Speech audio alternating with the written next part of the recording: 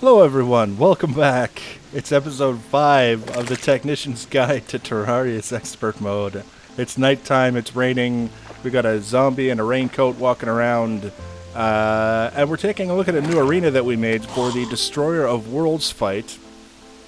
It's actually started out for the Destroyer of Worlds, and we're going to be adding to it, as you'll see, for the all three mechanical bosses at the same time encounter. I actually already killed Skeletron Prime. He spawned on his own, and I wasn't about to let him kill me, so I killed him, and now he's dead. And then I thought, okay, well now we're either going to refight him by himself, or we can just do all three mechanical bosses at the same time. So I decided that's what we'll probably do, is we'll do all three bosses at the same time, rather than doing Skeleton Prime as an individual fight, because he's already dead. Why take the time? So this is the arena that I made, and it's another one of those things that started off as a simple idea and got kind of out of hand. The whole idea originally was I wanted a fairly large arena for the Destroyer of the Worlds, or Destroyer of Worlds, that would allow me to keep a better idea of where he is relative to the arena itself, because we're going to have traps producing a certain amount of damage, and we want to make sure that we're able to quickly assess where he is relative to the rest of the arena, so that we can keep that damage flowing as quickly as possible. We don't want the time to roll over to morning, because if we do, the fight's basically over. I don't remember if Destroyer of Worlds is one of those bosses that enrages and basically just one-shots you when morning comes, or if he's just kind of leaves. Either way, allowing the fight to drag on until morning is basically a loss, is what it amounts to. We don't get killed necessarily guaranteed, but it's a loss. Expert mode and the bloody eyes at night, I swear. So what we've got here is a very, very simple arena. Very straightforward. You can see we've got a couple of columns of spear traps and a couple of rows of flame traps. We're not going to be using those for this encounter. These are traps that I placed for the work-in-progress expansion of the damage output of the arena for when we do all three mechanical bosses at once. I've already killed Skeletron Prime. He spawned on his own. I wasn't about to let him kill me just for the sake of saying that we hadn't killed him yet. So I killed him, and then I realized it's kind of silly to go out of our way to kill him again, just to show us killing him again, when we could just do all three mechanical bosses at once. And that will be kind of a little bit of consolidation. We won't have to worry about doing that extra fight for no reason other than saying we did it. So what we are going to be using for damage output is this 3 columns of super dart traps. The end row here, this left row, is actuated. They're all kind of recessed into the environment, and then the other 2, they didn't have to be because they weren't trying to shoot anything past that.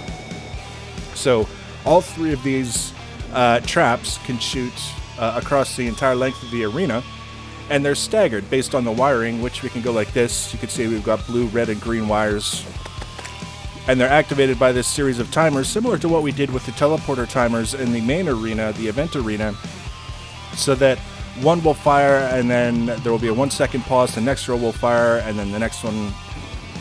There's like a 3-second cooldown. You fire one super dart trap, and then it's 3 seconds before it can fire again. According to the wiki, it was more like 3.33 seconds. Either way, it's a second gap in between, and then there's a second pause, and then they start all over again. 1 second in between, and the whole idea is we just want to keep the damage going. It doesn't have to be all at once. It doesn't have to be super crazy machine gun fast. It's constant, consistent, reliable damage. And then this whole idea here of having this crosshatch thing was just so that we can, at a glance, get a much better idea of where the boss is relative to the arena and the damage, of course, while we are teleporting around the 4 corners, because it's really quite disorienting. When you're teleporting large distances, and especially if you're doing like diagonal teleports, very easy to lose track of where you are for a second, and that second is all it takes to kind of screw up the whole pattern. And it ended up turning into like a little mini game, is basically assessing where the boss is and then deciding what teleporter to use so that you can bait him in the right direction to keep him in the middle of the arena. It's actually not as easy as it sounds. You might think it would be very easy. It's really not, especially when he starts lobbing his little probes at you, and you have to kind of keep an eye on them, otherwise they do too much damage. When you're waiting on the traps themselves to do all of the damage for the fight, you got to be a little bit careful. So the whole idea here is if I'm standing on any one of the teleporters on this platform right here, I can teleport to any of the other 3 corners just by stepping on one of the teleporters. And that way we can get as much control as reasonably possible out of where we are relative to the arena to bait the boss in the right direction. So for example, oh, we just anchored ourselves to the spike on the wall. Not the smartest thing I've ever done. Alright, so let's say for example we want to go straight down to the teleporter suite in the bottom right corner. We step there. If we want to go straight across to the other corner, the left side, bottom left, we step there. If we want to go diagonally to the top right corner where we started off, we go there. We can go to the top left, we can go to the bottom right. Very, very simple, straightforward. There's nothing crazy about the wiring. It's basically just wiring across and up, and there's no diagonal wiring. There's no benefit to trying to wire diagonally. There's no savings to be had. So for something like this where we're actually going to the top left corner, it goes all the way up and then all the way across to here. So really, really simple that way. And then the traps themselves, like I say, are actuated on a series of timers. So that when they start up, well, we'll show you, because we're at that point now where all that's really left is to demonstrate how these traps work. See, it's not a ton of damage. We're not launching a ton of darts. It's 3 seconds. Each dart trap column gets a chance to shoot, and then there's a pause, and then there's another 3 seconds. It's not a high damage output scenario if you're talking about dealing with a monster like this size. It's actually very low damage scenario. But when you're talking about something like the Destroyer of Worlds, where it can have its entire body looped twice through the arena at the same time, there's a lot of darts hitting that body, and it's going to do potentially a lot of damage. So this is why we set it up that way. So all that's really left, actually, is to show you the fight itself, so that you can see why we did all the things that we did in action. And then prior to the next episode, we'll get this thing refitted so that we can do more damage within the arena to accommodate the other 2 mechanical bosses at the same time, and we'll be in business. Well, this is not a particularly complicated fight to understand. It's a big mechanical worm. It's very long. He has a head, he has a body, he has a tail. It's just a little stubby tail on a giant wormy body. And as you damage him, parts of him kind of fly off, and you can see now they're starting to swarm around me because we've already done enough damage to him.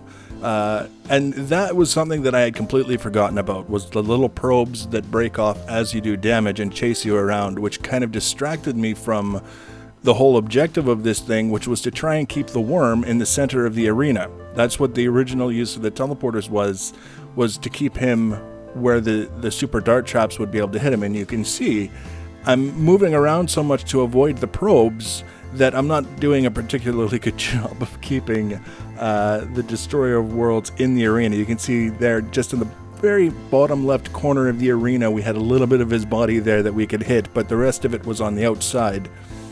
Meanwhile, the probes, this is what I like to see, is, a big chunk of them. And as the darts pass through them, they do damage multiple times, and that's kind of the key to this fight, is that each section on his body that's got a glowing red bit is susceptible to being damaged. And you can see there's quite a lot of glowing red bits in there that we can be hitting with darts as they pass through his body. So that's the goal. That's the ultimate idea, is to get as much of his body in there, hit the segments with the red glowy bits so that it does damage to him. And then the add-on part that I'd forgotten about before I started the fight was avoiding the little probes in the process so that we can actually survive the fight, because if we allow them to swarm around us, it could be trouble. Now I could whip out the Terrarian or the Solar Eruption or pretty much any of the weapons that I have available in my arsenal that I carry around on a regular basis and make quick work of these irritating little probes. But that wasn't really the point behind the exercise. The exercise was to do this fight without using any weapons of my own, to let all of the damage come from the super dart traps, and that way we can evaluate whether or not this part of the build, the arena, is effective at least against the Destroyer of Worlds, so that when we incorporate the other 2 bosses into the fight, we know we at least at some point had enough damage to deal with one of them. And if we can't get the other 2 dead in time, then we have to rethink the placement of the other traps that we've got in place. Like I showed you, we've got so far 2 columns of spear traps, and I think a total of 16 flame traps.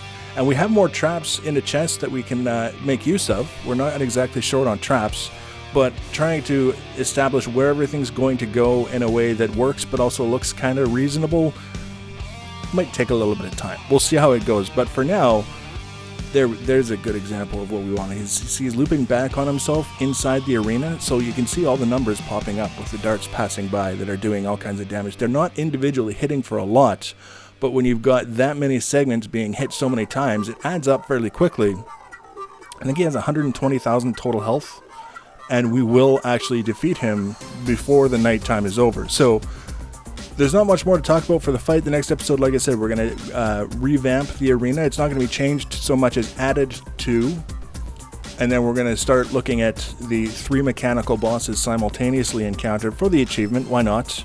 And then from there, we'll be moving on. We have Planetara, the Golem, the Lunar Event, probably the Pumpkin Moon and the Frost Moon, and then the Moon Lord himself, before we're done with the expert mode bosses for Terraria. So we don't have a lot of bosses left, but they're the ones that are going to start getting a little bit more challenging because they're a little bit closer to the damage output that can make things dangerous despite the weapons and armor that I have available to me.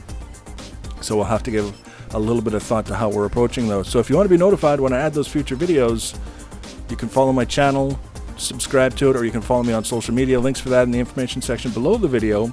Leave your comments and feedback. I'll just let you watch the rest of this fight. There's only a few minutes left, but I'll let you see the whole thing.